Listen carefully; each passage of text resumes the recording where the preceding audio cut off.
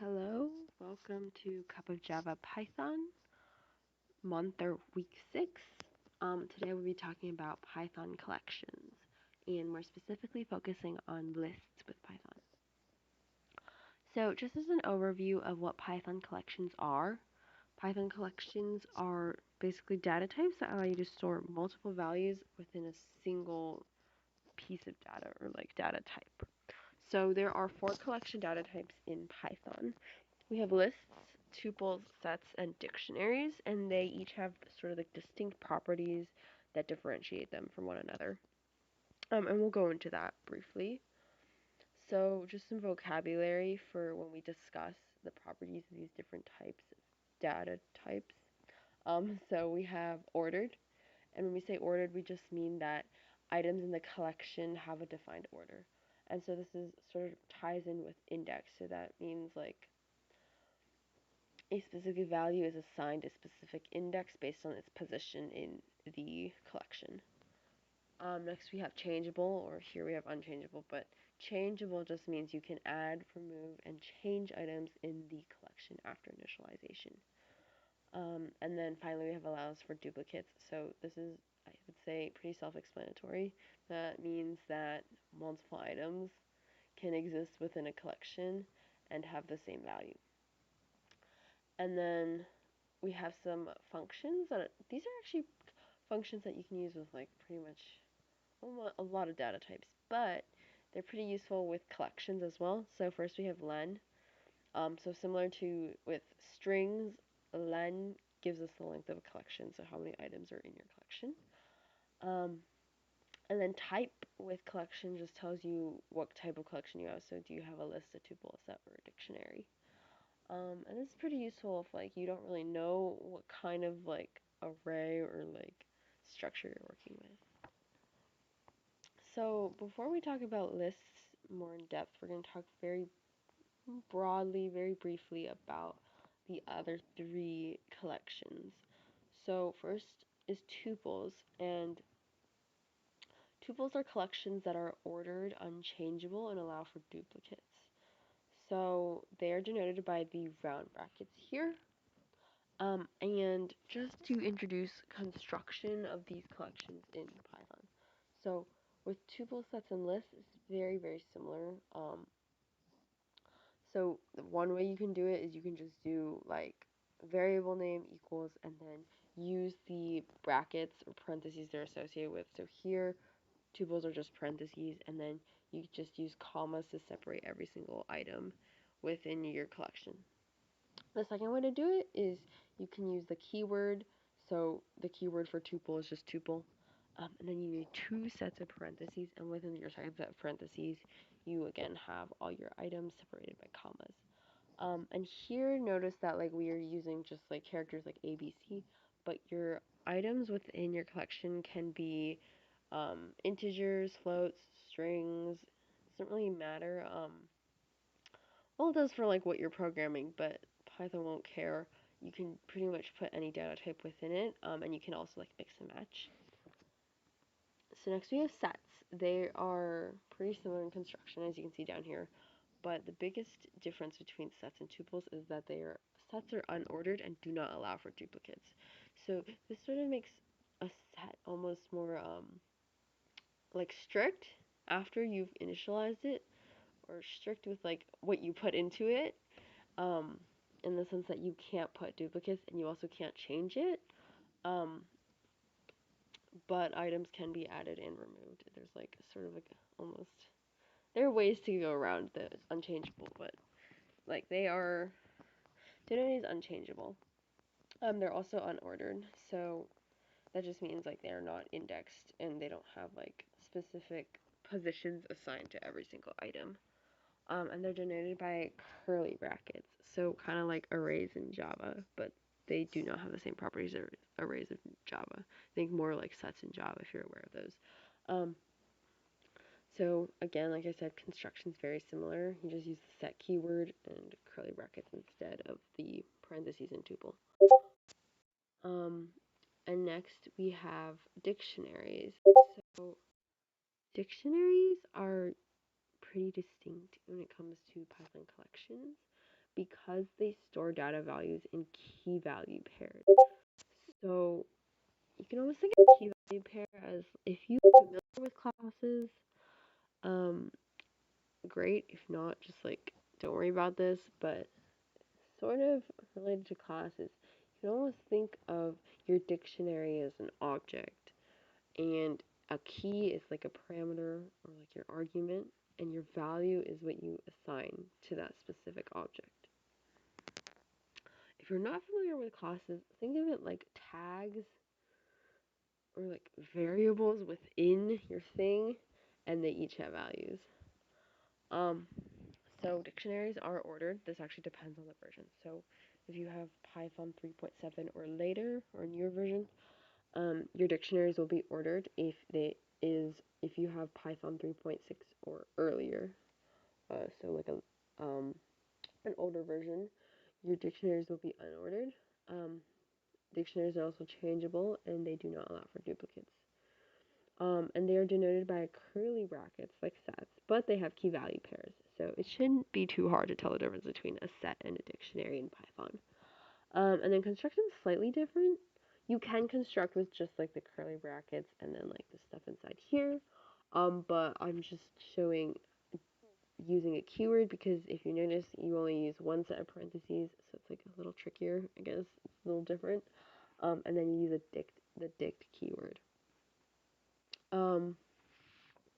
And I'll just show like a quick example of using dictionaries, just because I personally find them to be like a pretty helpful collection data type. Outside of lists, I probably use them the most, just because they're different in the sense like they have the key value pairs, so I can like use them in places where I need more like dimensionality or like specificity with my items. So we'll just use the example within the slideshow, like d equals dict, and then name equals Bob, grade equals 12, ID equals 00001. Okay. And then print D for you. So this just prints out the dictionary, right? Key value, key value, key value. Pretty nice. Pretty nice stuff. So you can do lenD, right? And this will give us how many key value pairs are in it. So 3. You can do typed, that should give us class dict because it's a dictionary, right? And then some other pretty nice methods are d.keys and d.values, and these will just give us, I'll do both at the same time so you can just see it all at once. So keys gives us the keys in the dictionary, so like name, grade, ID, and then the values gives us the corresponding values, like Bob 12 and 0000001. That's pretty much with what we really wanted to discuss with dictionaries today. If you're interested, definitely should look into these other data types, just because, they're pretty helpful. They all have their own uses, and there are situations where it's better to like use a set than it is to use a list. But today, just to, as almost like a starter intro to these sorts of data types, we're going to be talking about Python lists. So Python lists are ordered, indexed, changeable, and allow for duplicates. And I find this pretty nice, just because I think it makes it easier to work with lists. Once you've created a list, you don't have to worry so much about initialization, because you can change the values. So it's like pretty flexible in that sense. Also, it's pretty flexible because it allows for duplicates. And they're denoted by square brackets, so like these things. And then constructions similar to sets and tuples, so either use the square brackets or the list keyword with a double parens. And just as a note, list, set, and tuple dict are all keywords, so just as a reminder, you can't make your variable a keyword. So we have like my list instead of list here. So like we said before, lists are changeable, so this means that we can go into a list access and change a value in a specific spot in the list, and then the list will still remain the same list. Um, and it won't like return a different copy or something like that. And so to change an access item specifically, we're going to talk about indexing. So, like we said on the previous slide, lists are ordered. So when they're ordered, that means that every single value is assigned a specific position. And if it's assigned a specific position, there's an index associated with that position. Kind of like with the strings, like your first character has index 0, and etc., etc. So same thing here. Your first position, your first item has index 0, your second has index 1, your third has index 2, and so on and so forth if your list is longer. And then to access a list item and change its value using its index, what you do is first you write out your variable name, and then this, the square brackets with the 0. This is square brackets are just like to note indexing, and then the 0 is the actual index you want to access. So we're accessing this position, which right now has the value A, but I can set this value to Z. And then once I do that, my list changes to ZBC. So we can try a different example just to sort of see, in real time what's going on. Just comment that out. So let's let my list equal. We can use different data values. So let's do like 1, 2, 3, 4, 5. Pretty simple. And let's say I've decided that I want to make, I don't know, I want to make the first value 0 instead. So what I can do is I can say my list 0. So we're talking about this position. We're not referencing the 1 necessarily, we're referencing that position, or referencing that position. And we're changing that to 0. So if I print my list out now, I run it, I get 0, 2, 3, 4, 5 instead of 1, 2, 3, 4, 5. So sort of accessing, changing items within your list.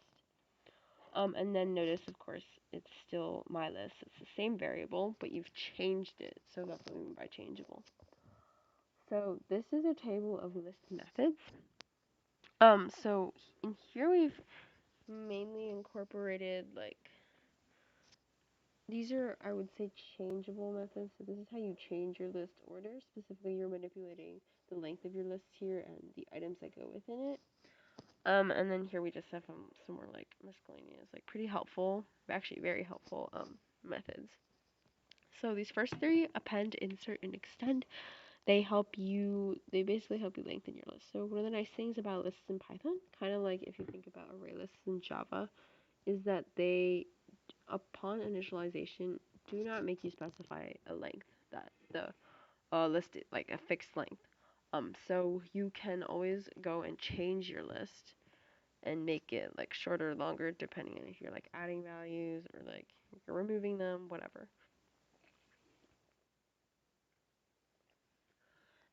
And so we have, for if you want to add a value, so you have append, and this is very straightforward. That means you add an element to the end of the list. If you have insert, you can add an element at a specified position. And extend, that means you can actually add elements of one list, which is like in this case the list here, to the elements of the current list you are so like calling for these methods. So let's just keep my list here. I'm gonna get rid of this for now. So let's say like I want to keep counting, so I can do my list append and then 6. And then if I print my list, that gives me 1, 2, 3, 4, 5, 6. So now let's say like I accidentally did 7 or something. Oops, like this.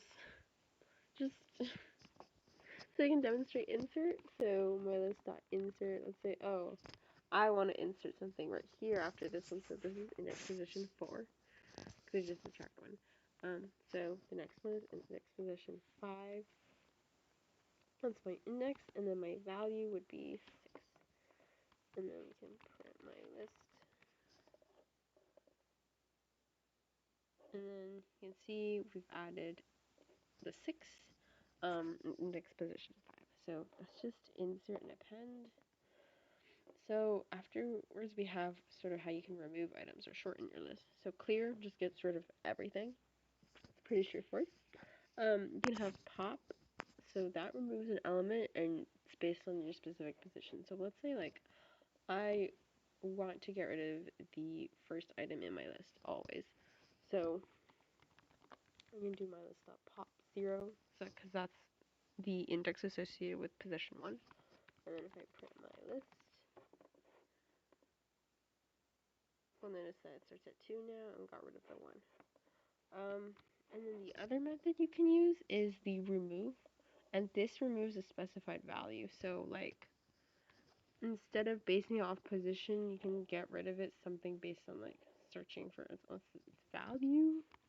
It's kind of like tricky to see it with this example, just because we're using numbers that are very related to the index, or pretty similar to the index, but we'll try.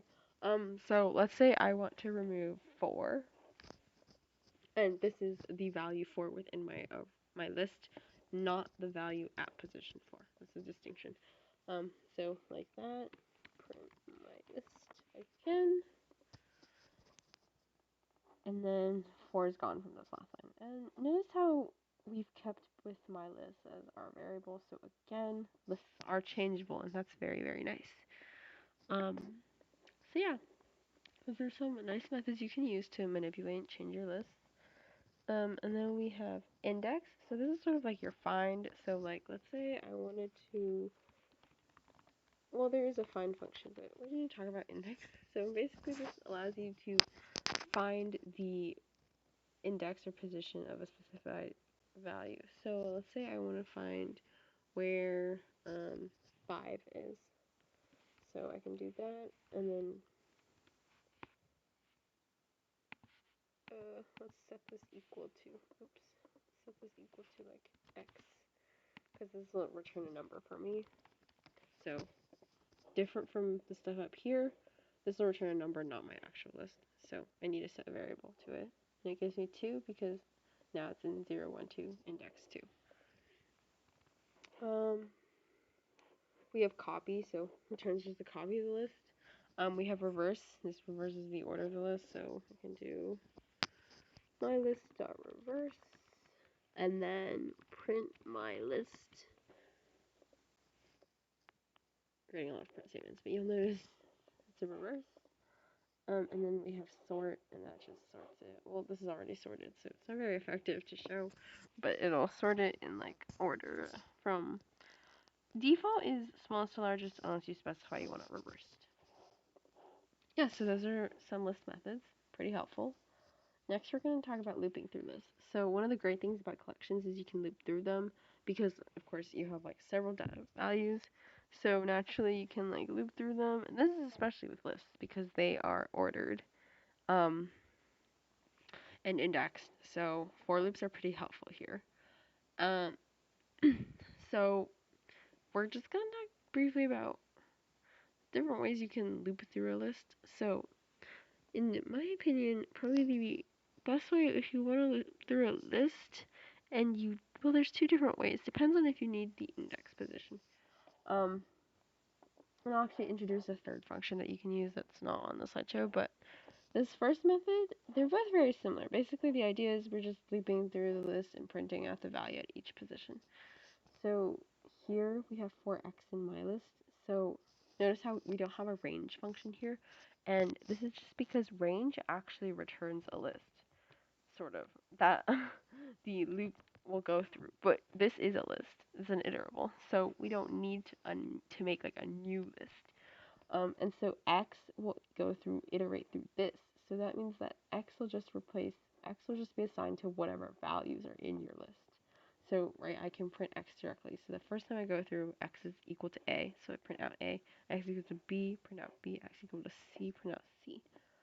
So that's a pretty nifty way to go about looping through lists if you don't want to deal with indexes, if you don't need them, indices.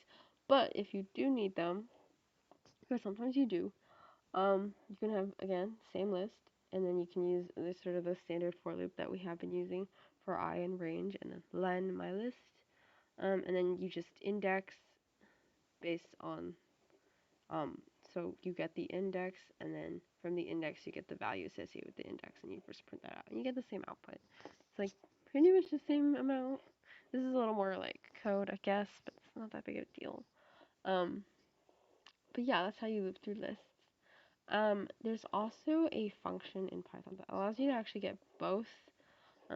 Kind of works with tuples. It's the enumerate function. So like for I, X in um, enumerate, and then my list.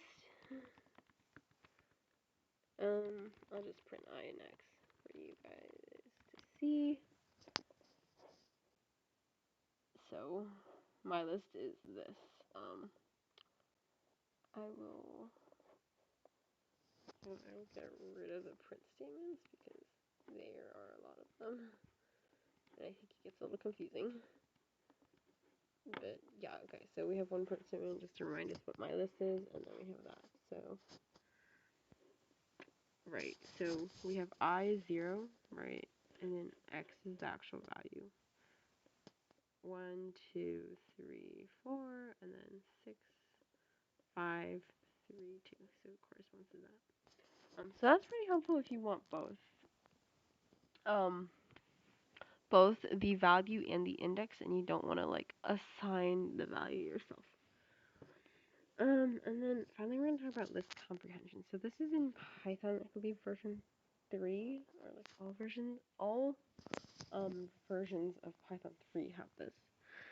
So list comprehension basically just shortens the syntax and allows you to create a new list based on values of an existing list. So the basic syntax is endlist equals and an expression for item in iterable if condition equals true. If you can keep this, but I think this is kind of confusing to sort of like see right now, but if you look at our example, it might be easier to understand. So this is, the left hand side is like, I guess the longer version, like what you would do with like the skill sets we have right now, is we have a list, we have a new list, and what we just want to do is we want to store all of the even numbers into this new list. So I have for x in my list, if x mod 2 is equivalent to 0, then append x, right? And this should give us 0, 2, 4, 6, 8, 10. But you can use list comprehension and shorten it up a little bit. So, right, we still have my list, same code, simple code. But now we have, oh, this should be an equal sign over here, but endless equals, and then x is our expression, because all we're doing is storing x, right?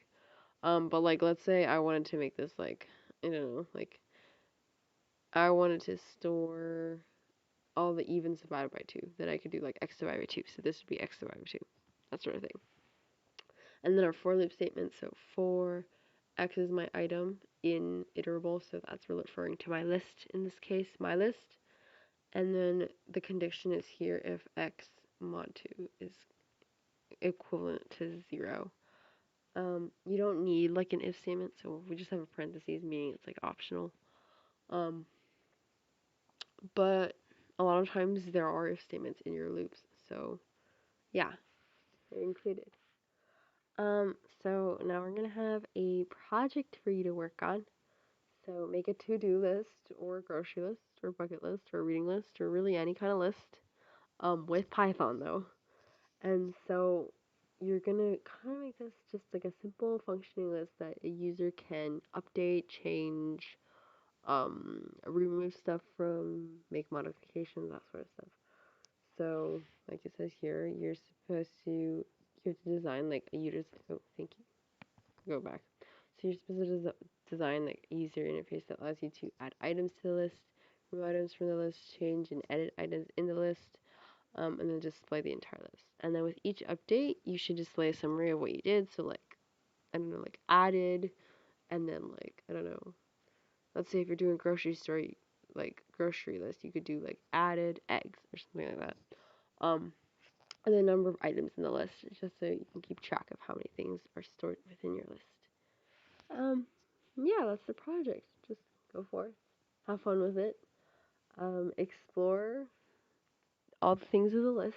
They're very interesting. They're very, very useful. And hopefully you see that here. And yeah, thank you for listening.